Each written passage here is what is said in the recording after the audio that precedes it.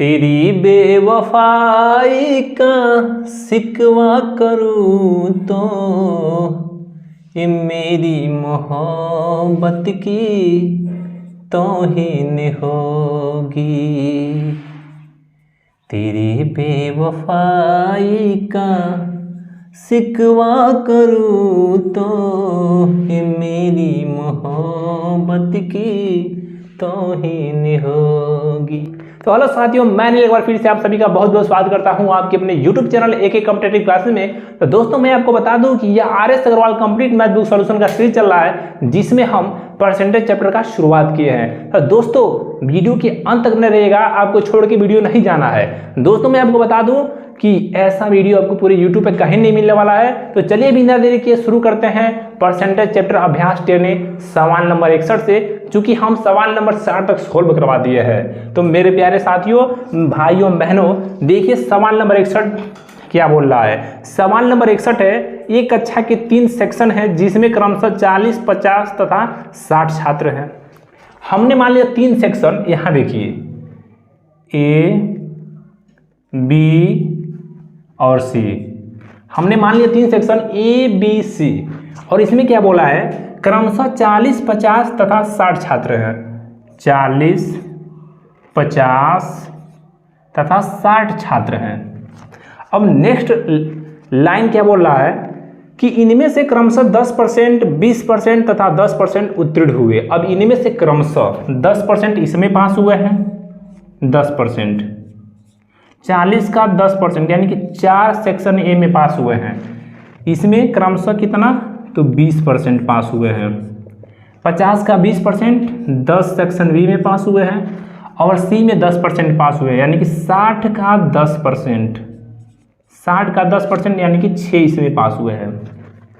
अब मेरे प्यारे साथियों, आपसे पूछ रहा है कि पूरी कक्षा में कितने प्रतिशत विद्यार्थी पास हुए हैं, यानी कि कुल मिलाकर कितने प्रतिशत विद्यार्थी पास हुए हैं। ये तो अलग अलग कक्षा का प्रतिशत है जो बच्चे पास हुए हैं, लेकिन इनका कंबाइंड परसेंटेज पूछा है, यानी कि ओवरऑल परसेंटेज कितना पास हुए हैं। ठीक है, देखिए ए में 4 बच्चे पास हुए हैं, बी में 10 और सी में 6, तो कुल मिला के कितने पास हो गए, 4, 10, 14, 26, कुल मिला के कितने पास हुए, तो 20। यहाँ देखिए कुल मिला के 20 पास हुए हैं।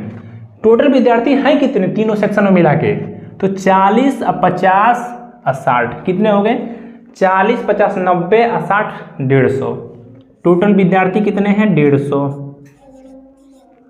अब मेरे प्यारे साथियों, 150 में से 20 विद्यार्थी पास हुए हैं। टोटल विद्यार्थी 150, उसमें से 20 विद्यार्थी पास हुए, तो कितने परसेंट पास हुए, तो 100% से गुणा कर दीजिए, क्योंकि प्रतिशत में बताना है।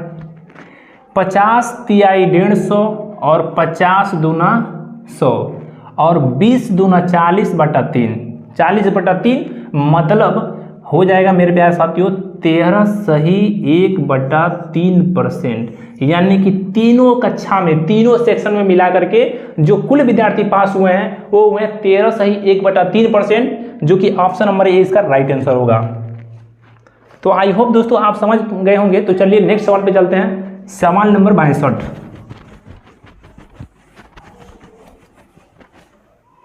सवाल नंबर 62, खिलौनों के मूल्य में प्रति खिलौना 20% वृद्धि किए जाने पर इनकी बिक्री की संख्या 15% कम हो गई। खिलौनों के बिक्री मूल्य में कितना परिवर्तन हुआ। खिलौनों के मूल्य में प्रति खिलौना 20% वृद्धि हुआ। मेरे प्यारे साथियों, यहाँ पे देखिए 20% क्या हुआ है, खिलौनों के प्राइस में यानी कि मूल्य में वृद्धि हुआ है, और 20% का फ्रैक्शन मान होता है मेरे प्यारे साथियों 1/5, यानी कि 5 रुपये अगर दाम था तो अब 1 बढ़ गया, कितना हो गया, 6। तो मेरे प्यारे साथियों यहाँ से देखिए प्राइस का जो रेशियो होगा वो हो जाएगा 5 से 6। ये प्राइस का रेशियो हो गया 5 से 6, यानी कि 5 से दाम अब 6 रुपया हो गया। ठीक है, फिर मेरे प्यारे साथियों क्या बोला है, बिक्री की संख्या 15% कम हो गई, 15% कम हो गई, यानी कि 15% कम हो गई है मेरे प्यारे साथियों। तो 15% का फ्रैक्शन मान होता है मेरे प्यारे साथियों 3/20, 3/20 यहाँ पे कम हुआ है। यानी कि अगर पहले 20 खिलौना बेचता था, यहाँ पे देखिए पहले अगर 20 खिलौना बेचता था तो अब 3 कम बेचता है, यानी कि अब कितना बेचता है, 17 बेचता है। आई होप आप समझ पाए होंगे। और आपसे सवाल में क्या पूछा है, तो खिलौनों के बिक्री मूल्य में बिक्री मूल्य में कितना परिवर्तन हुआ है। तो मेरे प्यारे साथियों देखिए यहाँ पे 5 रुपये दाम था तो 20 खिलौना बेचता था, तो कितने रुपए का बेचता था, 100 रुपये का। पहले उसका बिक्री मूल्य 100 रुपया था, अभी कितना है 17 छके 2, यानी कि अब उसका बिक्री मूल्य मेरे प्यारे साथियों 102 रुपया है। तो यही पूछा है कि कितना परिवर्तन हुआ है। तो पहले 100 रुपये का बिक्री मूल्य था, अब 102 हो गया, तो कितना परसेंट का वृद्धि हुआ मेरे प्यारे साथियों, तो प्लस का 2%, यानी कि 2% जो है वृद्धि हुआ है उसके बिक्री मूल्य में। क्या हुआ है, 2% की वृद्धि हुआ है, जो कि इसका right answer option number A हो जाएगा मेरे प्यारे साथियों। मेरे प्यारे साथियों एक चीज यहाँ पे ध्यान देखिए, 100 पे जो भी चेंज होता है वो डायरेक्ट परसेंट में होता है, यानी कि यहाँ पे देखिए अगर हम क्या है पहले 100 रुपये का बिक्री करता था, अब 102 की बिक्री करता है, तो कितने बढ़ गया, 2 बढ़ गया, कितने पे, 100 पे। और जब इसको प्रतिशत में बदलिएगा, 100% से गुणा कीजिएगा यहाँ पे, तो 100 से 100 कट जाएगा, तो आपका आ जाएगा 2%। तो मेरे प्यारे साथियों 100 से 100 कट जा रहा है, इसीलिए हम डायरेक्ट यहाँ पे लिखते हैं 100 पे जो भी चेंज आता है वो डायरेक्ट किसमें आता है, परसेंट में आता है। तो चलिए मेरे प्यारे साथियों चलते हैं नेक्स्ट सवाल, सवाल नंबर 63 पे।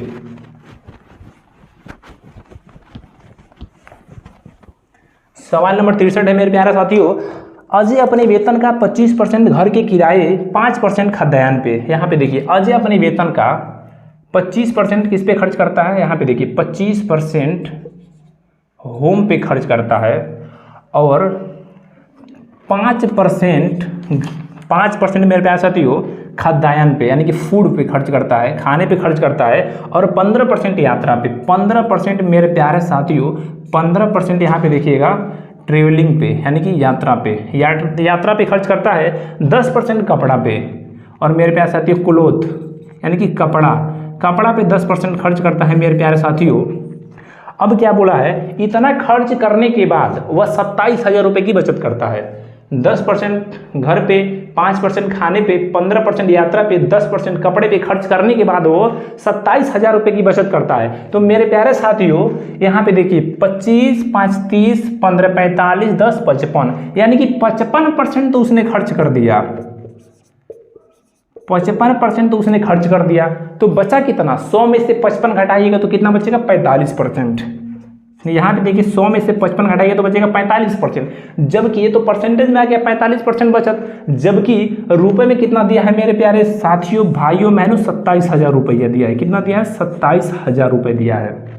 और आपसे पूछा है इसकी मासिक आय कितनी, इसका जो है आय कितना है। तो मेरे प्यारे साथियों किसी भी व्यक्ति का जो आय होता है, चाहे वो 1,000 हो चाहे 2,000 हो, वो परसेंट में 100% होता है, ठीक है। तो आपको 100% का मान बताना है यहाँ से। तो 100% का मान बताने के लिए मेरे प्यारे साथियों आप बेसिक से कर सकते हैं। 45% 27,000 के बराबर है। तो मेरे प्यारे साथियों यहाँ से 1% का मान हो जाएगा 27,000 बटा में 45।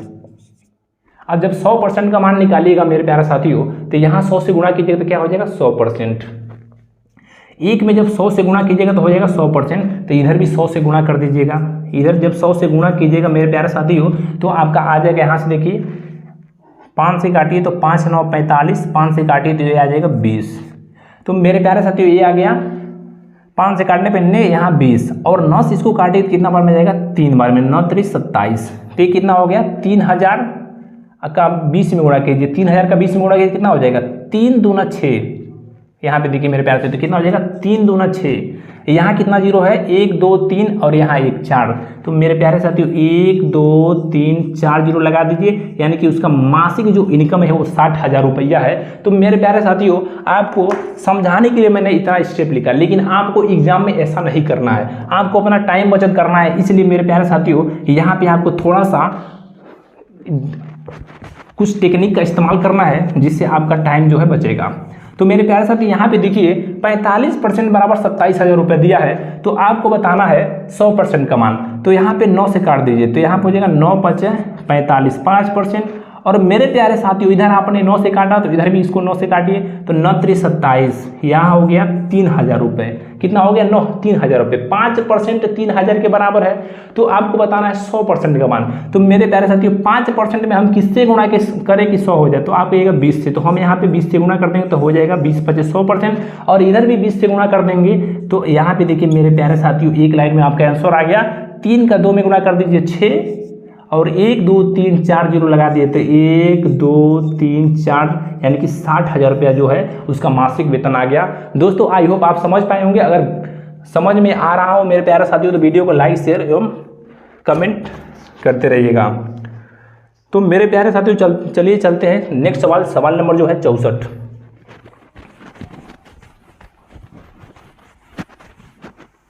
सवाल नंबर 64 है मेरे प्यारे साथियों भाइयों बहनों, कौशल का मासिक वेतन का 12%। कौशल के मासिक वेतन का 12%। कौशल को दोस्तों हम केस से डिनोट करेंगे, ध्यान से देखिएगा। यहाँ पे कौशल, देखिए कौशल है, कौशल को हम केस से डिनोट करेंगे। कौशल का 12%, यहाँ पे देखिए कौशल का मतलब गुणा होता है, यानी कि कौशल का 12%। ठीक है। फिर मेरे प्यारे साथियों सवाल में बोला है और नंदनी के मासिक वेतन के 16%, और नंदनी को हम दोस्तों एन से डिनोट करेंगे, यानी कि नंदनी के मासिक वेतन का 16%। 16% क्या है? समान है। समान मतलब दोस्तों बराबर है। ठीक है। सवाल में ये बोला है, ये मैंने लिख दिया। फिर देखिए अगला लाइन क्या बोला है सवाल में। अगला लाइन है सुरेश का मासिक वेतन। यहाँ पे देखिए सुरेश का मासिक वेतन, सुरेश को एस से, सुरेश का मासिक वेतन नंदनी के मासिक वेतन का आधा है, यानी कि 1/2 है। तो मेरे प्यारे साथियों अब हम क्या करते हैं, इसका रेशियो निकाल लेते हैं। तो मेरे प्यारे साथियों भाइयों बहनों यहाँ ध्यान से देखिए, इसको हम 4 से काटते हैं। 4 3 12, परसेंट से परसेंट कट जाएगा। ठीक है। 4 3 12 और 4 चौको 16। ठीक है। अब कौशल और नंदनी का रेशियो क्या आ जाएगा, यहाँ पे ध्यान से देखिए, कौशल और नंदनी का रेशियो मेरे प्यारे साथियों क्या हो जाएगा, कौशल के सामने क्या है 4 है तो यहाँ पे 4 लिख दीजिए, बीच में रेशियो लगा दीजिए। और नंदनी का सामने क्या है 3 है तो यहाँ पे 3 लिख दीजिए। तो कौशल और नंदनी का रेशियो हो गया 4:3। फिर यहाँ पे देखिए मेरे प्यारे साथियों सुरेश और नंदनी का बीच में यहाँ पे संबंध दिया है, यहाँ से रेशियो निकालना है। मेरे प्यारे साथियों इस n को यहाँ पे भेज दीजिए तो आ जाएगा बट्टा में हो जाएगा। तो यहाँ से सुरेश और नंदनी का जो रेशियो आ गया मेरे प्यारे साथियों, सुरेश और नंदनी का रेशियो आ गया 1:2। जबकि मेरे प्यारे साथियों यहाँ पे देखिए कौशल और नंदनी का रेशियो है, जबकि यहाँ सुरेश और नंदनी का रेशियो है। तो मेरे प्यारे साथियों एक काम कीजिए, आप जानते हैं रेशियो हमेशा यहाँ पे अगर n है जो कॉमन होता है वो हमेशा डायगोनल पे होता है। ठीक है। यहाँ पे होता है तो यहाँ पे हमारा होना चाहिए नंदनी और फिर यहाँ पे सुरेश होना चाहिए। तो मेरे प्यारे साथियों सुरेश और नंदनी का रेशियो 1:2 है। तो नंदनी और सुरेश का रेशियो क्या हो जाएगा, बस आपको पलट देना है तो 2:1 हो जाएगा। ठीक है। तो यहाँ पे नंदनी और सुरेश का रेशियो हो जाएगा मेरे प्यारे साथियों 2:1। तो यहाँ से देखिए कंबाइन कर लीजिए। कंबाइन करना तो आपको आता ही होगा। यहाँ पे देखिए कंबाइन करने का तरीका, कौशल नंदनी और सुरेश। मेरे प्यारे साथियों देखिए यहाँ पे कंबाइन करने का सबसे आसान तरीका शायद आपको नहीं पता होगा। एक बार आपको ऐसे सीधा गुणा करना है, 4 दूना 8, यहाँ पे 8 हो जाएगा।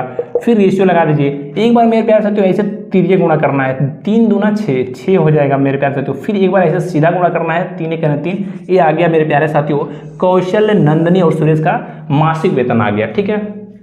मेरे प्यारे साथियों कौशल नंदनी और सुरेश का मासिक वेतन आ गया। दोस्तों ये मैंने आपको समझाने के लिए लिखा था, आपको लिखने की जरूरत नहीं, पेपर में देखते ही डायरेक्ट आपको ऐसे करना है। ठीक है। ये आपको लिखने की जरूरत नहीं है। फिर मेरे प्यारे साथियों देखिए क्या सवाल में दिया है, जो सुरेश का वार्षिक वेतन है, ये तो मासिक वेतन का रेशियो हो गया, जबकि सुरेश का जो है मेरे प्यारे साथियों वार्षिक वेतन है वो है 1,08,000 रुपये। 1,08,000 रुपये दिया है। मेरे प्यारे साथियों वार्षिक वेतन है 1,08,000, यानी कि 12 महीने का तनख्वाह है। तो 1 महीने का तनख्वाह निकालने के लिए 12 से इसमें डिवाइड कर दीजिए। तो मेरे प्यारे साथियों 12 से इसको काटिए तो 12 9 108, यानी कि आ गया इसका मासिक वेतन 9,000 रुपया। मेरे प्यारे साथियों सुरेश का मासिक वेतन आ गया 9,000 रुपया, यानी कि यूनिट में कितना है 3 है। तो 3 के बराबर कितना हो जाएगा 9,000 रुपया। 9,000 रुपया कितने गुना है मेरे प्यारे साथियों, तो 3,000 गुना है। 3,000 गुना है। तो मेरे प्यारे साथियों इसमें आपसे पूछा क्या है, तो इसमें पूछा है कौशल का मासिक वेतन कितना है। तो कौशल का मासिक वेतन कितना है 8 यूनिट। तो मेरे प्यारे साथियों 8 का भी आप कितना गुना कर दीजिए 3,000 गुना कर दीजिए, 3,000 गुना। तो 8 3 24 कितना हो जाएगा 24,000, 24,000 रुपया। तो मेरे प्यारे साथियों यहाँ से जो आ गया कौशल का मासिक वेतन वो आ गया 24,000 रुपये। यहाँ से मेरे प्यारे साथियों ध्यान से देखिए आ गया 24,000 रुपये। दोस्तों आई होप आप समझ पाए होंगे। अगर वीडियो सवाल को समझने में अगर अच्छा लग रहा हो तो यार प्लीज़ वीडियो को शेयर करते रहिए मेरे प्यारे साथियों। ठीक है। तो चलिए दोस्तों चलते हैं इसी के साथ नेक्स्ट सवाल, सवाल नंबर 65।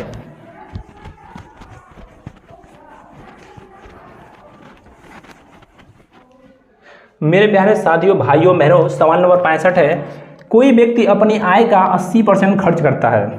कोई व्यक्ति अपनी आय का 80% खर्च करता है, निर्वाह खर्च में वृद्धि होने के कारण उसके खर्च में 37.1/2% की वृद्धि होती है तथा उसकी आय में 16.2/3% की वृद्धि होती है, उस व्यक्ति की वर्तमान बचत कितनी है।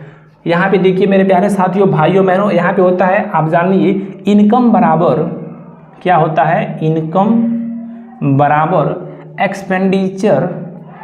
Expenditure plus saving. क्या होता है, इनकम बराबर एक्सपेंडिचर प्लस सेविंग, इनकम बराबर एक्सपेंडिचर प्लस सेविंग होता है। मेरे प्यारे साथियों, सवाल में क्या बोला है कि एक व्यक्ति अपनी आय का 80% खर्च करता है। अगर मैंने मान लिया उसका आय जो है 100 रुपया है मेरे प्यारे साथियों, तो उसका खर्चा कितना हो जाएगा, 80 हो जाएगा। जब आय 100 है, खर्चा 80 है, तो बचत कितना होगा मेरे प्यारे साथियों, आप खुद बता दीजिएगा, 20 रुपया होगा।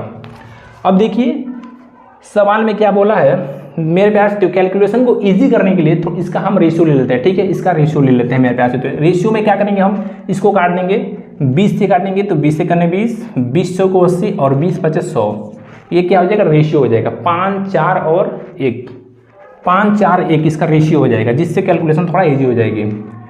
5 4 और 1, ये क्या आ गया, रेशियो। यानी कि इनकम 5 है तो एक्सपेंडिचर 4 है और सेविंग 1 है, ठीक है मेरे प्यारे साथियों। अब क्या सवाल में बोला है, देखिए यहाँ पे कि निर्वाह खर्च में वृद्धि होने के कारण उसके खर्च में 37 सही 1/2, 37 सही 1/2, यहाँ पे देखिए 37 सही 1/2, 37 सही 1/2% का फ्रैक्शन मान होता है 1/8।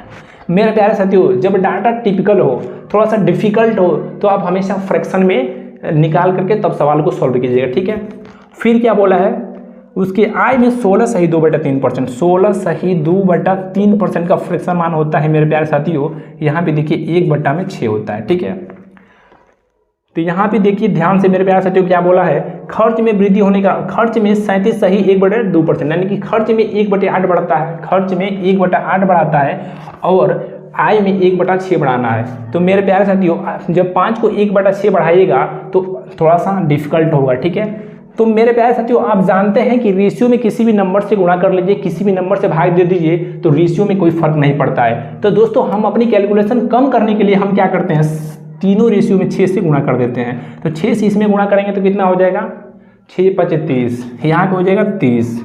जब यहाँ 6 से गुणा करेंगे कितना हो जाएगा, 6 चौको 24, और यहाँ 6 से गुणा करेंगे कितना हो जाएगा, 6। दोस्तों, हम अपनी कैलकुलेशन आसान करने के लिए सभी रेशियो में 6 से गुणा कर दिया, ठीक है। अब मेरे प्यारे साथियों, अब हम क्या करना है, इनकम को कितना बढ़ाना है, 16 सही 2/3% बढ़ाना है, यानी कि 16 सही 2/3% बढ़ाना है, यानी कि इनकम को मेरे प्यारे साथियों कितना बढ़ाना है, 1/6। जब 1/6 बढ़ाएगा तो कितना हो जाएगा, 6 5 30, यानी कि 5 बढ़ाना है। तो 30 पहले था, 5 और बढ़ गया, कितना हो गया, 35 हो गया।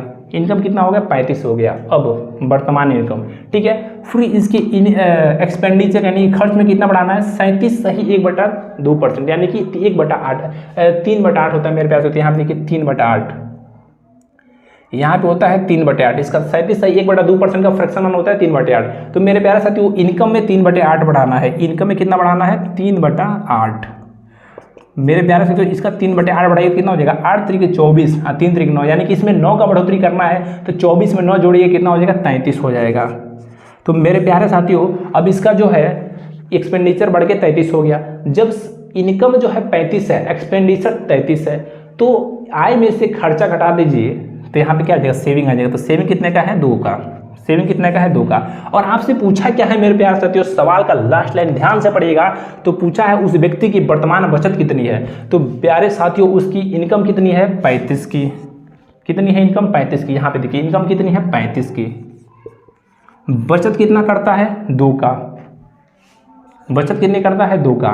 तो ये आ गया फ्रैक्शन। इसको परसेंट में कन्वर्ट कर लीजिए, 100% से गुणा करके।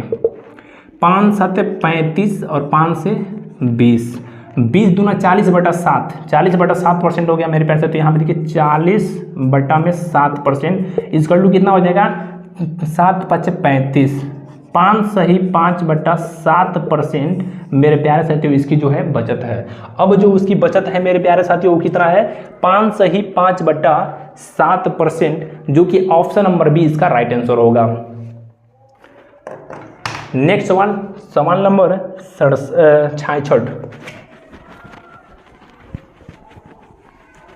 नेक्स्ट सवाल नंबर 66 है मेरे प्यारे साथियों, वीडियो के अंत तक बने रहिएगा।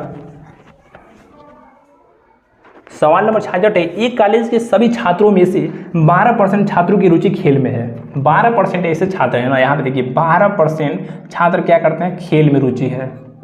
12% खेल में रुचि है, ठीक है। फिर बोला है मेरे प्यारे साथियों, और कुल छात्रों की 10% रुचि गायक में है। देखिए, और 10% ऐसे छात्र हैं जिनकी जो है गायकी में रुचि है, गायकी में मन लगता है, यानी कि गायकी में रुचि लगता है, गायकी में मन लगता है। कुल छात्रों के 3/4 यानी कि 3/4 यानी कि 75%। 75% मेरे प्यारे साथियों ऐसे विद्यार्थी हैं जो नृत्य में, यानी कि मेरे प्यारे साथियों डांस में रुचि रखते हैं, डांस में रुचि रखते हैं, ठीक है, डांस में रुचि रखते हैं। और शेष 15 छात्रों की रुचि किसी गतिविधि में नहीं है। और 15 छात्र ऐसे हैं, ठीक है, 15 छात्र ऐसे हैं जिनका इन तीनों में से किसी से लेना देना नहीं है, तीनों में से किसी में रुचि नहीं है। तो मेरे प्यारे साथियों, कुल छात्र कितने हैं, 100%। कुल छात्र किसी भी विद्यालय के छात्र होते हैं 100% होते हैं। यहाँ पे देखिएगा 12% खेल में, 10% गायकी में और 75% डांस में। तो 75, 10, 85, 10, 95, 2, 97, यानी कि 97% ऐसे भी बच्चे हैं जो किसी न किसी जो है खेल से, गायकी से, डांस से क्या है, रुचि रखते हैं, ठीक है। तो यहाँ पे देखिए टोटल विद्यार्थी कितने हैं, 100%, जिसमें से 97% ऐसे विद्यार्थी हैं जो किसी न किसी में तो रुचि रखते हैं। तो 3% ऐसे बच्चे हैं मेरे प्यारे साथियों जिनको इन तीनों में से किसी से लेना देना नहीं है, तीनों में से किसी में रुचि नहीं है। और इसी 3% का मान मेरे प्यारे साथियों कितना दे रखा है, 15 दे रखा है। सवाल में बोला है ना कि 15 ऐसे विद्यार्थी हैं जो किसी में रुचि नहीं रखते हैं। तो 3 का मान मेरे प्यारे साथियों यहाँ आ गया 15। तो आपको बताना है कुल विद्यार्थी, तो कुल विद्यार्थी हैं कितने, 100।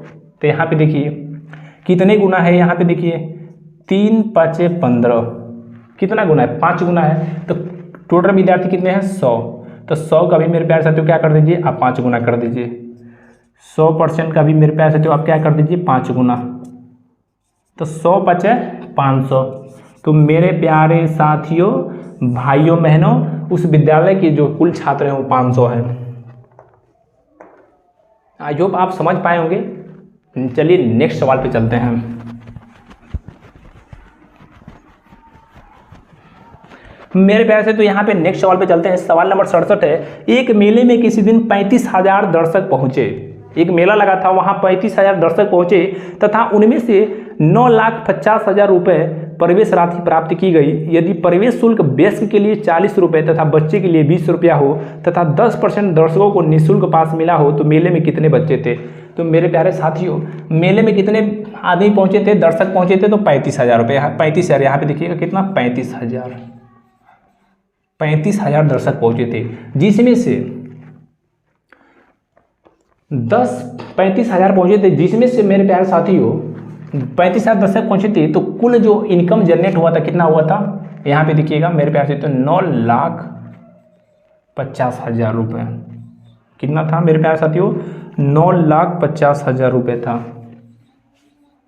9,50,000 रुपये मेरे प्यारे साथियों। अब देखिए 35,000 दर्शक मेले में गए थे, जिसमें से 10% ऐसे थे जिनका जो क्या बिना टिकट के गए थे, यानी कि बिना पैसे के गए थे, ठीक है।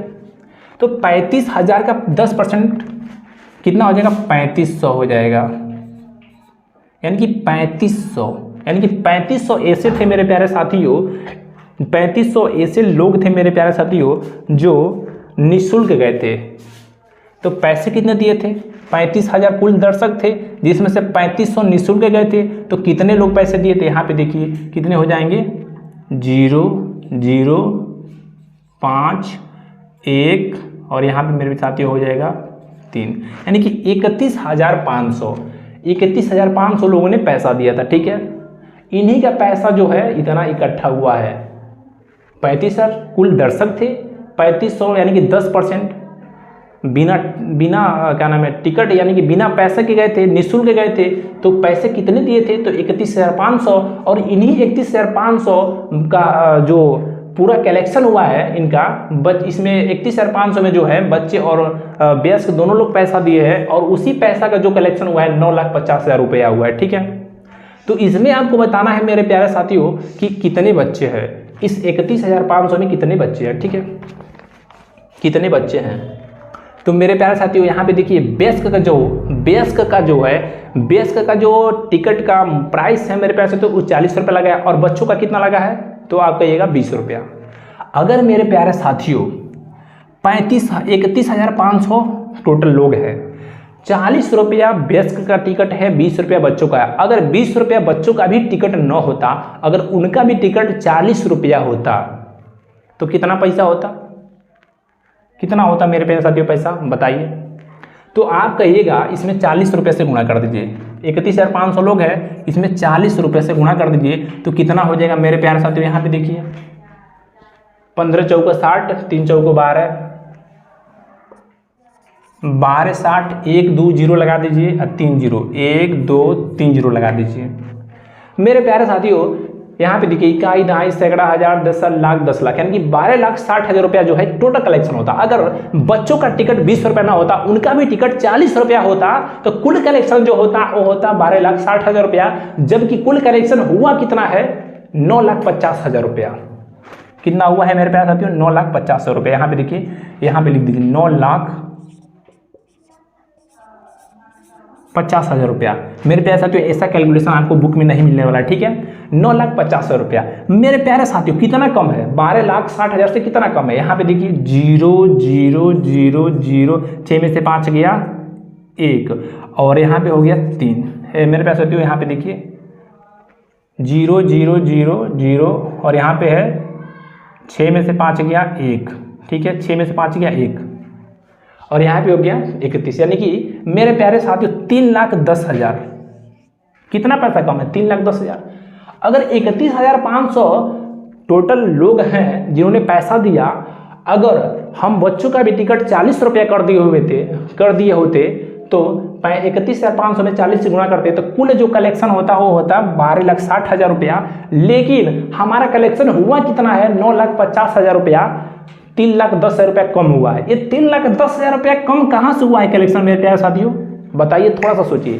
तो मेरे प्यारे साथियों एक चीज जान लीजिए, 3,10,000 रुपया ये कम कहाँ से हुआ है, क्योंकि बच्चे जो है 20 रुपया जो है कम प्राइस, 20 रुपया जो है कम दिए थे, क्योंकि बच्चों का जो टिकट का मूल्य था वो 20 रुपये कम था, ठीक है। और उसी 20 रुपया कम की वजह से 3,10,000 का डिफरेंस आ रहा है। तो मेरे प्यारे साथियों इसमें आप 20 रुपये से डिवाइड कर दीजिए, तो यहाँ से आपका चिल्ड्रेन यानी कि बच्चों का जो है संख्या आ जाएगी, यहाँ से बच्चों की संख्या आ जाएगी।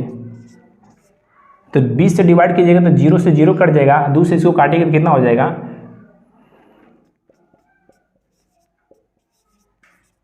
15,500। मेरे प्यारे साथियों यहाँ से जो बच्चों की संख्या आ गई 15,500। ऐसा दोस्तों सॉल्यूशन आपको बुक में नहीं मिलने वाला है, ये लॉजिकल है जो हम आपको बता रहे हैं मेरे प्यारे साथियों, ठीक है। तो आई होप दोस्तों आप समझ गए होंगे। चलिए नेक्स्ट सवाल पे चलते हैं। सवाल नंबर है मेरे प्यारे साथियों 68।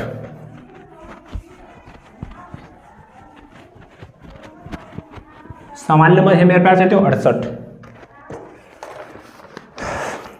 सोनू ने मोना से 10% अधिक निवेश किया तथा मोना ने रघु से 10% कम निवेश किया। यदि तीनों ने कुल 5780 रुपये निवेश किए हो तो रघु ने कितना धन निवेश किया। तो यहाँ पे देखिए मेरे प्यारे साथियों क्या बोला है, यहाँ पे हमने लिख दिया सोनू,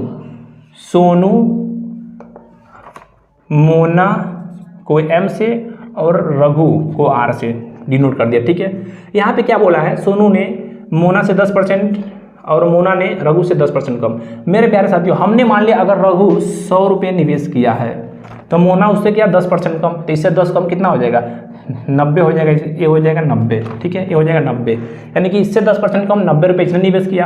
अब क्या बोला है मेरे प्यारे साथियों, और सोनू ने मोना से 10% अधिक, 10 का 9% कितना हो जाएगा 9, यानी कि इसने 99 रुपया जो है क्या नाम है निवेश किया है, ठीक है। अब सवाल में दिया है यदि तीनों की कुल 5760 रुपये निवेश किए, तीनों कितने निवेश किए हैं तो 99, यहाँ पे देखिए 99 100 199, यहाँ पे देखिए 90, कितना हो जाएगा मेरे प्यारे साथियों, तो यहाँ पे देखिए 289 रुपया हो जाएगा। 9 9 18 180 और 100 180 या प्लस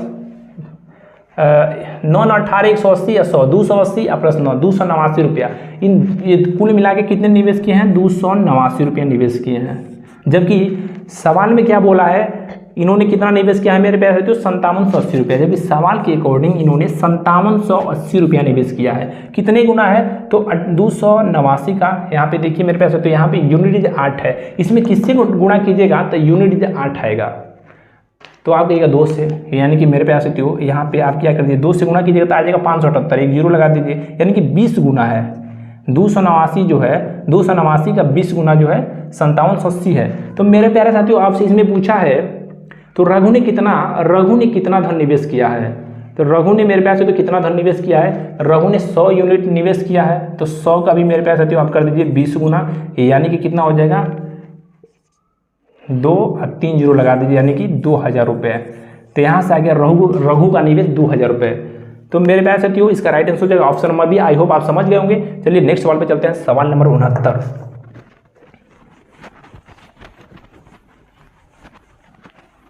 सवाल नंबर 69 है मेरे प्यारे साथियों, एक गांव में 10% बच्चों की वृद्धि होती है। यदि वर्ष 2003 में बच्चों की संख्या 2000 हो तो वर्ष 2006 में बच्चों की संख्या कितनी होगी? बहुत ही लाजवाब, बहुत ही आसान सवाल है, आप कर सकते हैं मेरे प्यारे साथियों। एक गांव में प्रति वर्ष 10% बच्चों की वृद्धि होती है, ठीक है, और यदि 2003 में बच्चों की संख्या 2000 है तो वर्ष 2006 में बच्चों की संख्या कितनी होगी? मेरे प्यारे साथियों यहाँ पे देखिए 2-3 तरीकों से कर सकते हैं, आपको बताते हैं। क्या होता है 10% हर साल वृद्धि होती है, 3 साल में वृद्धि हुआ है, यानी कि 10 से 11। 10% का फ्रैक्शन मान कितना होता है? यहाँ पे देखिए मेरे प्यारे साथियों 10% का फ्रैक्शन मान होता है 1/10, यानी कि जनसंख्या 10 से 1 बढ़ के कितनी हो जाएगी 11/10। कितना हो जाएगा मेरे प्यारे साथियों 11/10, यानी कि 10 से 11 हो जाएगी। फिर दूसरे वर्ष भी मेरे प्यारे साथियों 10 से 11 हो जाएगी, तीसरे वर्ष भी 10 से 11 हो जाएगी। 3 सालों का पूछा है तो 10 10 10 कितना हो जाएगा 1000। इसका गुणा कीजिएगा मेरे पास 11 का 121, 11 का 11 में गुणा कीजिए 121, और 11 में गुणा कीजिए कितना हो जाएगा 1300 मेरे प्यारे साथियों कितना हो जाएगा 1331 हो जाएगा 1331। तो मेरे प्यारे साथियों क्या बोला है कि कितने बच्चे थे गांव में? कितने बच्चे थे 2000, जबकि गांव में कितने बच्चे हैं 1000। सवाल में कितना दिया है 2000, कितने गुना है 2 गुना है, तो इसका डबल कर दीजिए मेरे प्यारे साथियों, कितना हो जाएगा डबल कीजिएगा तो 2662। तो मेरे प्यारे साथियों कितना हो जाएगा 2662। 2006 में बच्चों की संख्या हो जाएगी 2662। आई होप दोस्तों आप समझ गए होंगे।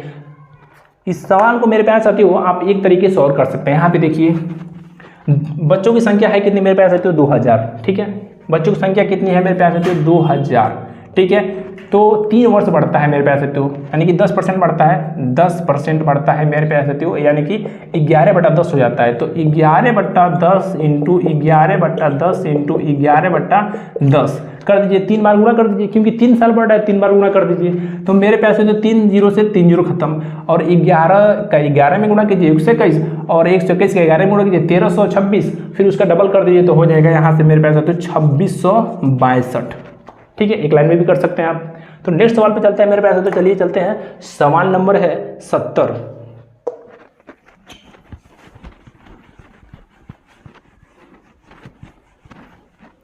मेरे प्यारे साथियों भाइयों बहनों सवाल नंबर 70 है। किसी कस्बे की जनसंख्या में पहले 5% की वृद्धि हुई तथा दूसरे वर्ष 5% की कमी हुई। यदि दूसरे वर्ष के अंत में इसकी जनसंख्या 7980 हो तो पहले वर्ष के प्रारंभ में जनसंख्या कितनी थी? पहले वर्ष के प्रारंभ में जनसंख्या कितनी थी? तो मेरे प्यारे साथियों पहले वर्ष 5% का क्या होता है वृद्धि होता है, 5% का वृद्धि होता है, यानी कि 5% का फ्रैक्शन मान होता है 1/20, यानी कि पहले वर्ष जनसंख्या कितनी होती है 20 से 21 हो जाती है, ठीक है। फिर दूसरे वर्ष 5% कम हो जाती है, 5% का फ्रैक्शन मान मेरे प्यारे साथियों कितना होता है 1/20। यहाँ पे क्या होता है फिर दूसरे वर्ष जनसंख्या 20 से 1 कम हो जाती है, कितनी होती है 19 हो जाती है मेरे प्यारे साथियों। तो इसका सीधा सीधा गुणा कर लीजिए, 20 का 20 गुणा कीजिए 400, और 21 का 19 गुणा कीजिए मेरे प्यारे साथियों कितना हो जाएगा? तो यहाँ से देखिए 21 दूना 42 माइनस का 21, 21 दूना 42 माइनस का 21 कितना हो जाएगा 400, 399। दोस्तों एक ये यहाँ पे देखिए 21 का 19 में गुणा करना है, तो एक बार देखिए यहाँ पे 21 गुणा 19 को आप लिख सकते हैं 20 माइनस 1, 21 दूना 42 यानी कि 420, और माइनस का 21, तो इसमें से घटा दीजिए कितना आ जाएगा 399। ऐसा होता है गुणा करने का तरीका। तो यहाँ पे हो जाएगा 399। जबकि मेरे प्यारे साथियों आपसे क्या पूछा है, इसकी जनसंख्या यदि दूसरे वर्ष के अंत में इसकी जनसंख्या 7980 है, मेरे प्यारे साथियों कितना है दूसरे वर्ष के अंत में जनसंख्या 399 है, तो मेरे प्यारे साथियों इसका मान कितना दे दिया है सवाल में 7980। 7980 कितने गुना है तो 399 गुना हो जाएगा मेरे प्यारे साथियों, इसका 2 गुना यानी कि 20 गुना, यहाँ पे मेरे प्यारे साथियों कर दीजिए 20 गुना, तो 4 दूना 8 यानी कि 8000 मेरे प्यारे साथियों हो जाएगा। गांव की जनसंख्या थी 8000 रुपया। ठीक है मेरे प्यारे साथियों, आई होप आप समझ पाए होंगे। अगर कोई भी दिक्कत हो तो आप हमारे कमेंट में जरूर कमेंट कीजिएगा। दोस्तों आई होप आपको वीडियो अच्छी लगी होगी। अगर वीडियो अच्छी लगी होगी तो हमारे चैनल को सब्सक्राइब कीजिए, वीडियो को लाइक कीजिए मेरे प्यारे साथियों, और फिर मिलेंगे नेक्स्ट वीडियो में। तब तक के लिए धन्यवाद। Thanks for watching my video.